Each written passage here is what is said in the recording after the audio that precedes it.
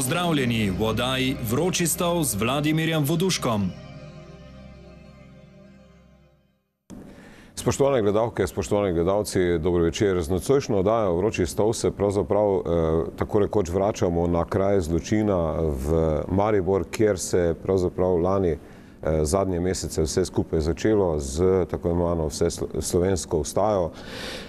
Nocoj se je namreč iztekel rok za vložitev kandidatur na nadomestnih volitvah v mestni občini Maribor, kjer se bo 17. marca pomerilo 11 kandidatov za župana. Danes do 19. ure je prispelo 10 kandidatur posameznih list oziroma strank in ena kandidatura z nestrankarskega kandidata. Nekateri kandidati so seveda nocoj z nami v studio in zato pozdravljam gospoda Franca Jeseneka iz stranke Slovenskega naroda. Dobro večer. Dobro večer. Gospod Moniko Pivel, Glas žensk Slovenije. Dobro večer. Gospoda Matevža Frangeža, ki kandidira s podporo Socialnih demokratov. Dobro večer. Dobro večer. Gospoda Milana Mikla, ki kandidira na županovi listi s pomočjo oziroma pomagamo SLS.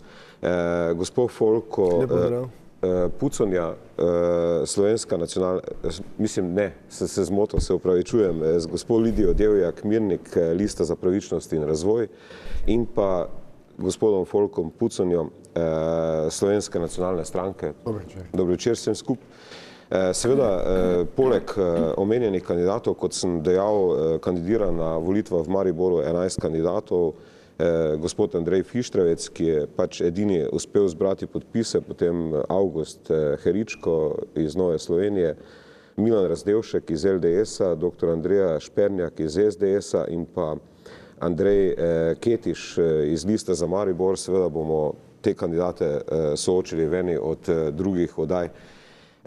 Pa bi mogoče najprej vprašal, gospod Mikl, vi ste seveda upravljate funkcijo župana oziroma nadomeščate gospoda Kanglerja, ki je odstopil. Ključna stvar oziroma ključno vprašanje nekako je, kako boste rešili problem radarjev, če boste izvoljeni v Mariboru? Ja, lep pozdrav še enkrat.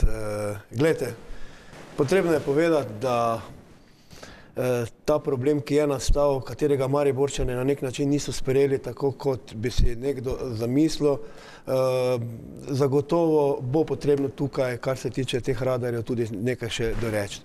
Sedaj govoriti o tem, kako je bila popolnoma pravilna odločitev in kako je vse v redu, potem bi bilo tukaj zavajajoče. Mi se zavedamo, da tukaj so nastale določene napake, zavedamo se pa tudi, da se to da tudi še kako urediti. Izhajali smo pretežno iz tega, da na ta način bi prvič, seveda bomo tudi lahko uredili semaforizirana križišča, umirili promet v mesto in pa seveda tisto, kar je najbolj pomembno, moramo vedeti, da je mestna občina Maribor tudi županovim podpisom bila zaveznica tega, da se bodo tudi emisije zmanjšale. In zagotovo, ko mi na eni strani umirimo promet, prav gotovo tudi pri tem lahko ogromno prispevamo, kar se tiče tudi zmanjšanja emisij. Jaz verjamem in lahko tudi povem, da danes pri koordinaciji, ki sem jo imel z vsemi vodji klubov, kajti pripravljamo se za sejo mestnega sveta, ki bo 28. februarja, sem med drugim tudi predlagal, ker bo verjetno prišlo tudi do razširitve dnevnega reda, kjer bom predlagal sklep, da bi na nek način me mestni svet pooblastil, da peljem aktivnosti v tej smeri, da bi mi dejansko prišli kot tisti, ki bi sami upravljali za to, da ne bi bili več partner, javno-zasebni partner, ampak samo partner sami kot takšni in bi potem seveda lahko znotraj tega prav gotovo tudi veliko postorili tudi v dobrobit tistih, ki seveda upravljamo z prometom. Dobro. Jaz bi mogoče, gospod Franc Jesenek, zdaj vas smo videli na vseh demonstracijah praktično v Mariboru.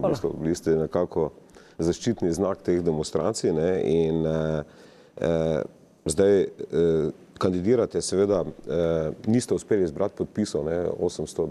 Nisem uspel sem 600 podpisov in sem nujno potreboval podporo stranke.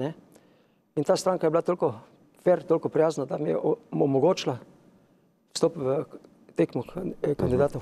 Zdaj, če vas vprašam, vse podobno vprašanje, ne, vi mislite, da so za vse, kar se je zgodilo v Mariboru, oziroma kar se je začelo v Mariboru, krivi radarji, oziroma kako bi vi rešili problem radarjev, če boste zvoljeni, recimo 17.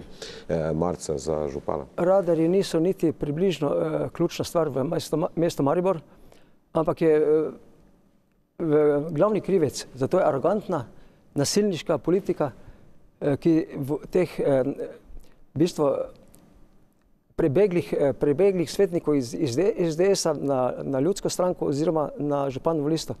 Namreč gospod Kangler je zbral ravno vse te vroče neukrotljive, res delovne zagreteže in jih je spravil skupaj. Istočasno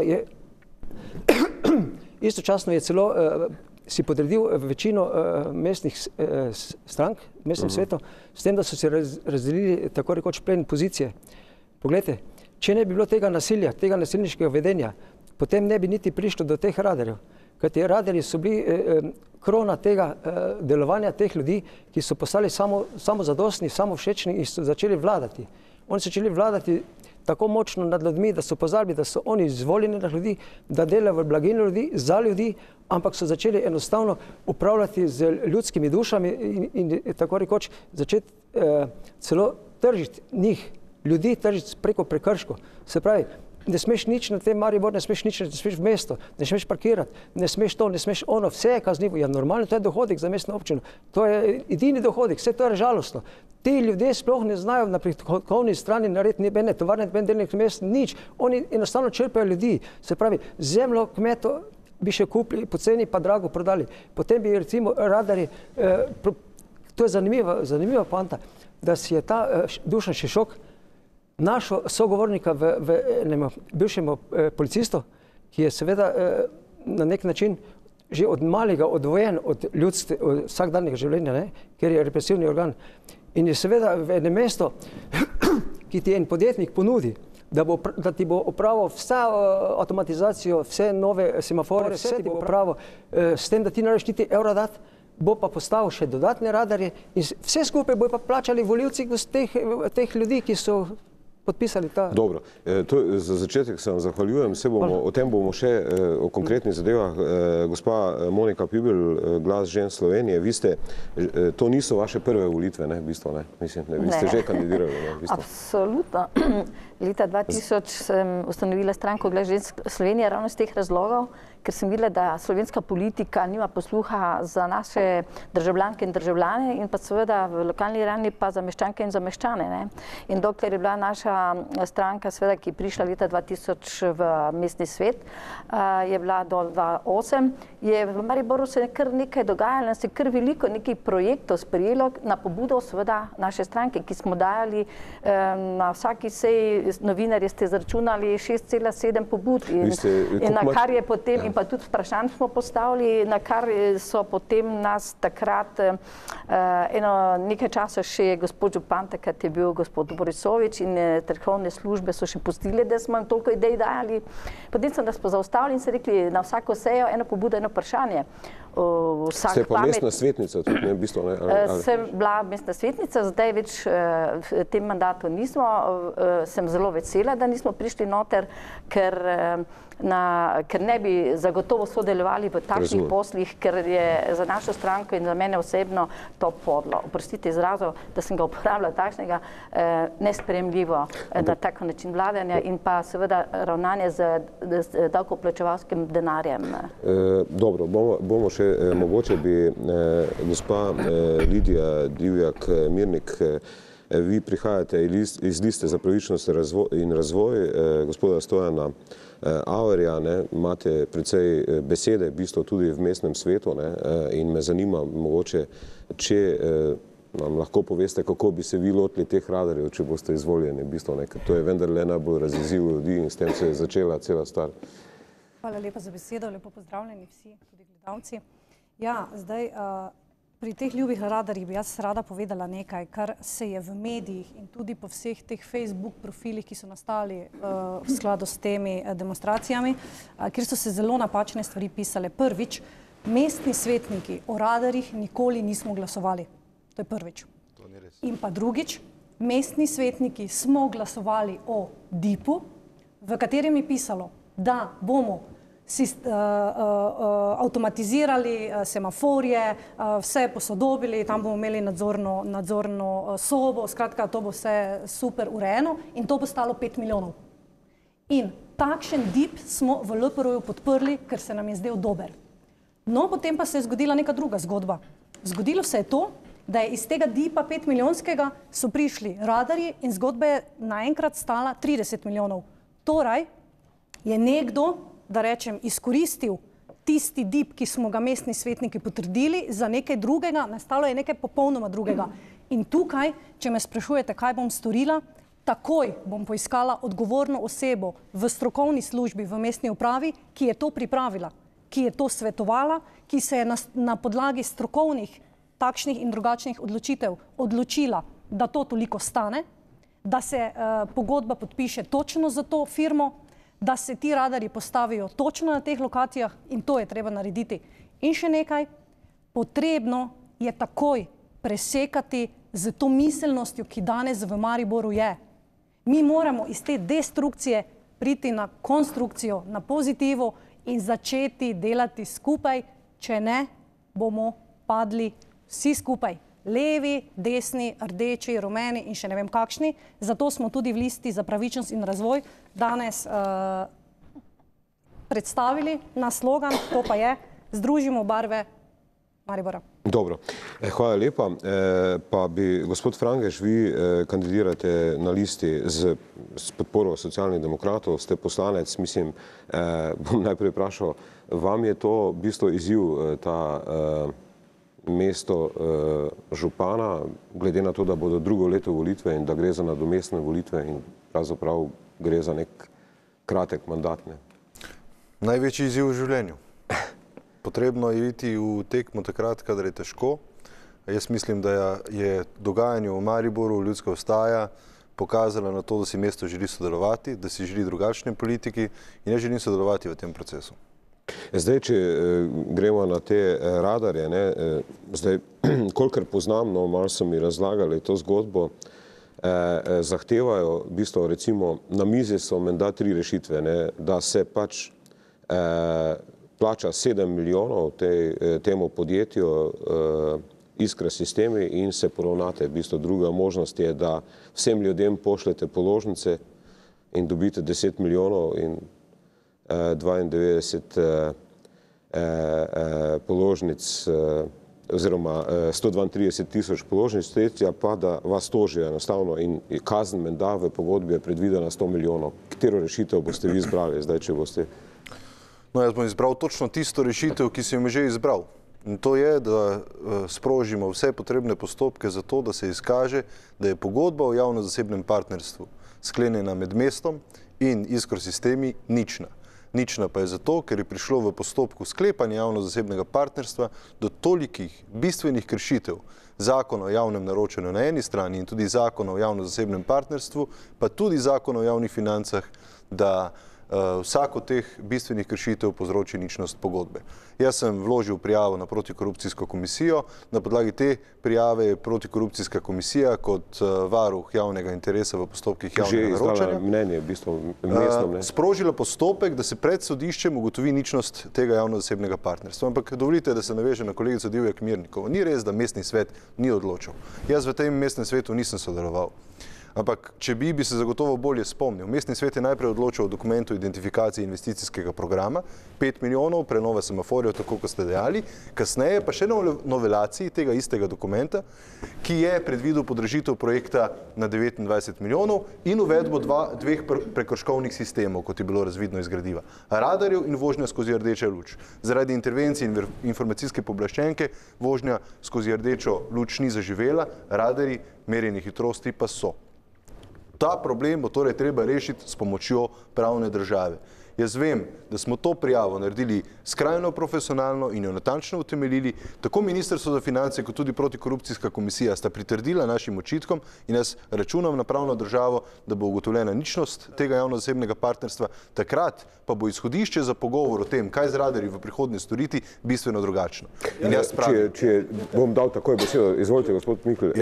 Jaz pravim, absolutno na lokacijah, kjer je to nujno, kjer z drugimi ukrepi ne moramo preprečevati hitre vožnje. Vidimo pa lahko, in to izkazujejo tudi podatki policije, da hitra vožnja ni ključen promet, ogrožene prometne varnosti v mestu. Izvolite, gospod Mikl, pa pol. Ja. Ne vem, odkot, gospod Frangež, vam že kar podatek mnenje Komisije za protikorupcijo. Mi smo z njimi v rednem stiku, kjer želimo čim prej dobiti pisno mnenje z njihove strani, kaj je za to pogodbo. Do danes še je nimamo. Ravno tako Računsko sodišče, ravno tako Ministrstvo za finance. Sam osebno sem na Komisijo za protikorupcijo in na Računsko sodišče šel z temi dokumenti potrebnimi, z željo, da se čim prej ugotovi, kaj je narobe, zakaj je narobe. To vi sami dobro veste, da sva takšna pogodba, kot je, se ni pripravljala znotraj hiše, da so to bili pristojni strokovnjaki, ki so podočeni za to in so oni bili tisti, ki so na nek način to naredili. Kar se pa tiče mnenja kot takšnega, pa naj povem to, da smo mi tudi se pogovarjali tudi z Republiškim svetom za vzgojo in preventivo, kjer so nam pritrdili, da je to prav gotovo dobro, da je to tudi praksa v drugih državah. Je pa res. To je potrebno poudariti. Lokacija, tudi sam osebno se z njimi ne strinjam z lokacijami, kjer so. In zagotovo, vkolikor bomo mi lahko znotraj te pogodbe uredili, da bomo potem lahko tisti, ki bomo sami odločali, bomo naredili, da bomo radarje nastavili pred šolami, pred vrtci, pred domu za starele in tako na nek bolj prijazen način zagotovo. Tukaj se strinjam, tukaj je stroka bila tista, ki je to zadevo peljala.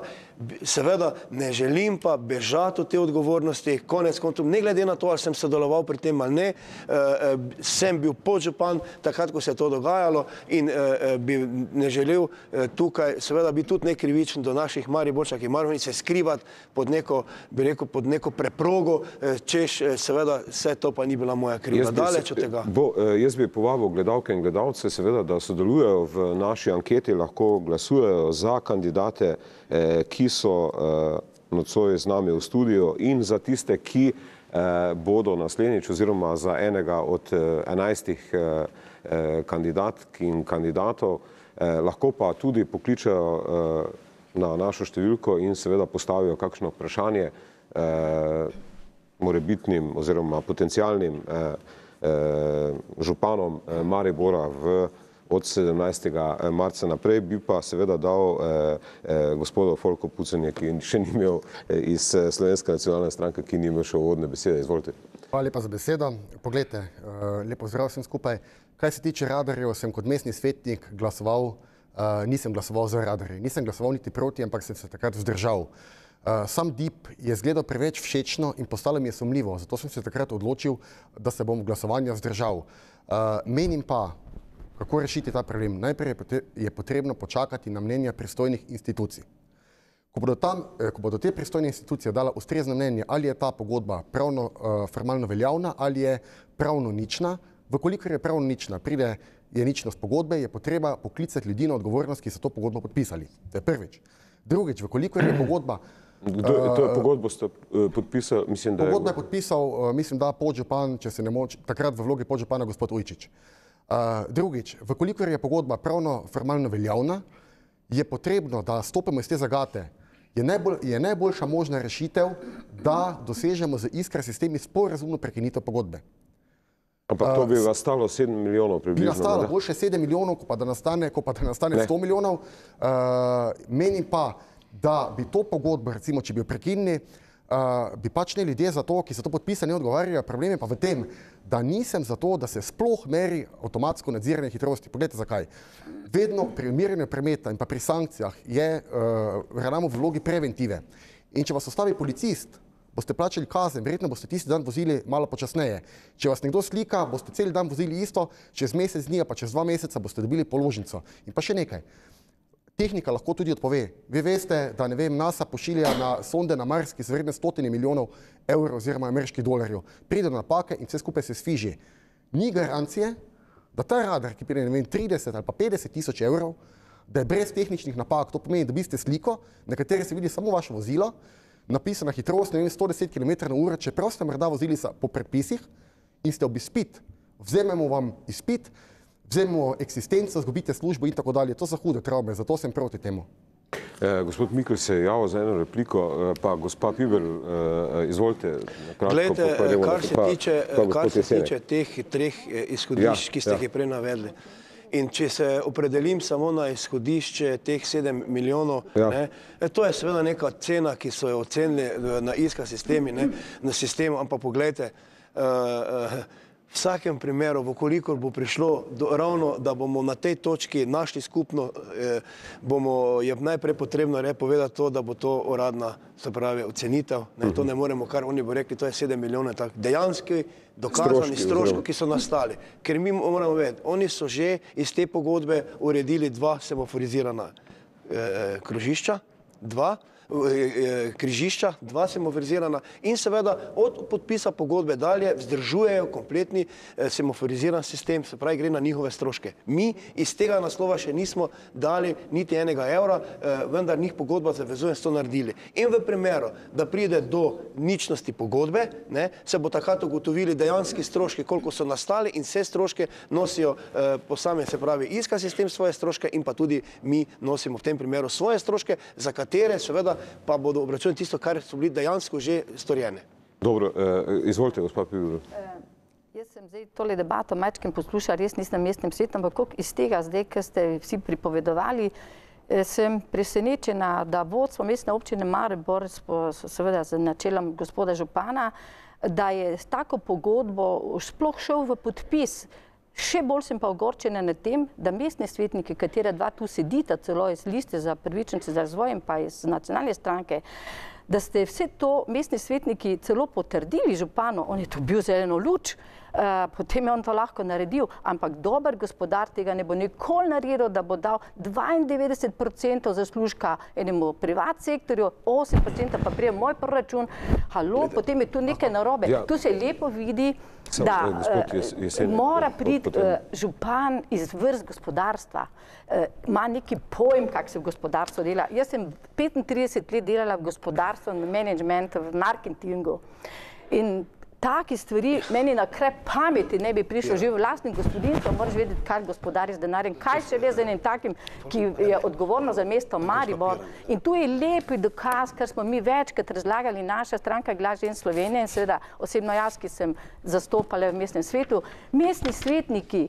tam jih je 95% samo zato noter, da sedi, da roko dviguje, ne čita nobenih gradiv. In tu se lepo vidi, da niso brali in so kar dvigovali roke in so naredili neprecenljivo škodo mestu. In mi smo bili v mestnem svetu 3 stranke, ki smo resnično, redno vso gradivo predelali, proučili in smo lahko gospodu Soviču rekli, to ni v redu. In se je nekaj prijelo, ne bom hvala gospodu Soviča, ampak hočem reči, kar smo oporekali, se je zamislil in je naredil popravek. Tukaj se pa tega ne zgodi. To pa samo tonemo. Ravno iz teh razlogov. In mora mestni svet spasti. Definitivno mora. Dobro, jaz bi, samo gospod Jesenek, bom dal replike, bi še enkrat pozval gledalke in gledalce, da sodelujo v naši anketi ali pa postavijo kakšno vprašanje našim gostom, ampak gospod Jesenek, zdaj, kaj bi se zgodilo, če bodo 132 tisoč položnic poslali ljudem, ki jih niso, to se pravi, s tem bi dobili okrog 10 milijonov. Pa še ena druga stvar me zanima, zdaj, kako komentirate dejstvo, da je prišlo do te ustaje v Mariboru, po drugi strani pa so večina 10 kandidatov za župana na teh nadomestnih volitvah je tako ali drugače povezano z strankami ali z listami, medtem ko vi, recimo, ki ste demonstrirali, in ste bili pač z temi 10 tisoč, 20 tisoč ljudmi, pa vam niso dali dovolj glasov. Kako to komentirate? Preprosto, tu so politične preigravanja. Poglejte, vsak je ljudski upor v vseh obdobjih, tudi zgodovine, vedno poskušajo tele vojni dobičkarji ali pa kakorkoli tisti koristoljubneži potegniti na svojo stran. To so običajno stranke, to so običajno kakšne oblastne strukture, ki poskušajo to ljudsko neorganiziranost in to ljudsko naboj potegniti v svoje jadra. Poglejte, z tresočo roko, z občutkom bi morala iti lokalna oblast na svobodo svojih občanov. Ne morete svoje občane obremeniti z avtomati, ki bojo streljali tako na vzhodni Nemčiji, ko so bili avtomati, ki so streljali avtomatsko, tako radari so streljali na ljudi, ko so po noči šli v dežju, so plezali čez tisto mrtvo mejo. Isto so naredili zdaj tu v Mariboru. Enako so šli na ljudi, to je strelj. Tu, da mesto kamere je metek, si mrtev. To je strelj, to je avtomat, ta dela neusmiljeno, dela noč in dan, v vetru, v snegu, tu ne rabi nikoga biti. To strelja. Ja, če bi recimo zdaj poslali te položnice, da bi se ljudje še enkrat uprli, zdaj v bistvu. To ne bojo niti poskušali, ker to oni predvidevajo, toliko pa imajo zdaj straha v kosteh, da tega ne bi niti poskusili. Toliko tisoče in tisoče dražiti ljudi, če je že 10 tisoč, če je dobro jaz, če naredim recimo nekaj, je že takoj nekaj, kaj šele, če naredi toliko tisoč ljudi upor. Zdaj pa pogledajte, prav je rekel, on po enem letu dobiš, po 2 letih, zakonska možnost je po 2 letih dobiti. Kako vi naj po 2 letih veste, kje ste se pravi, kdaj ste se pravi, kaj je bilo tam narobe. Ampak takrat še ni konec, takrat vi dobite prvo položnico, ko pa ti drugo položnico, lahko spet mine leto, 2, ker so to velike količine teh, spet lahko dobiš. Se pravi, ta oblast je popolnoma zgubila stik. Glejte, lovec, dokler je lovil z lokom puščico, pa zalezoval divjad, se je mučil kot žival in je težko biti do plena. Ko pa si je dobavil ostrostrelne puške, pa preže, pa avtomate, pa ko si nastavil kamere, videokamere, pa ko je začel gojiti in s hrano držati na mesto, zato da jih je lahko streljal, ne moreš imeti ležečega policaja, pa radar, pa semafor. Če pa gledajte, mi imamo prometno kulturo, mi imamo prometno signalizacijo, mi hodimo v šole, mi smo pismeni, mi točno vemo, kaj pomeni znak 50. Dobro, če se vam zdi, da je prekršen 50, naredite 30. Verjamete mi, 30 bojo prekoračili za 20 km, pa bojo komaj na 50. Dobro. Če pa bi vi 50, bojo prišli mogoče na 70. Če pa bi vi imeli že takoj 50, pa bojo težko prekoračili, brez radarov. Dobro. Dve repliki ste bili, izvolite. Takoj. Upam, da boste znali razumeti, ne glede na to, da seveda je zdaj ta tema, ko so radari. Jaz opravičeno, jaz se popolnoma razumem in sem tudi bil na to pripravljen, da bo pač tudi v tej smeri šlo. Najprej, gospa Piberl, vi ste rekli, dober gospodar, to je zelo pomembno in če vi bili v mestnem svetu, vi nikoli tega ne bi naredili. Pa nisem človek, ki bi pogreval stvari za nazaj, ker jaz pričakujem, da se bomo v prihodnje pogovarjali, kako bomo skupaj naredili nekaj za Maribor. Moje geslo je župan za vse Mariborčane. Ampak ne glede na to, da to govorite, bi vas pa želel na nekaj spomniti. Vi ste bili v mestnem svetu spoštovanega gospoda Soviča, kjer je med drugim seveda tudi bila odločitev, kar se tiče akvasistema oziroma dolga do akvasistema.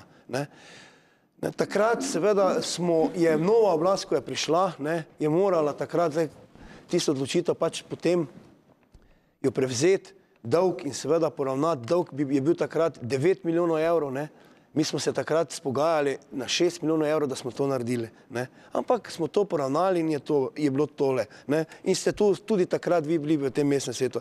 Naslednja zadeva, gledajte, jaz ne vem, če ste si vi prebrali to pogodbo, res je 92% zasebnik, 8% pa seveda mi. 8% so tisti stroški, ki nastanejo za pošiljanjem položnic in tako dalje. Ves teh 92% pa seveda gre seveda za izboljšavo vsega tega semaforiziranega sistema. Tu ni samo to, potem tukaj je potem opcija kot takšna predvidena v tej pogodbi, da bomo lahko seveda ustvarili za nujne vožnje, za vozila, ki so na nujnih vožnjah, seveda ne moteno. Potem pa bi še samo to še mi dovolili govorite, gledajte, res je 132 000 položnic, ne. Po eni strani je to malo tudi skrb zbujajoče, kako vozimo. Ampak naj povem samo naj povdarim tole, da 85% tega je hitrosti do 10 km/h. To se pravi, niso tako velike položnice. Jaz bom dal takoj gospodu Folko Puconi pa gospodu Lidiji Divjak Mirnik, sam pogledamo glase pa nadaljujemo, takoj dobite besedo.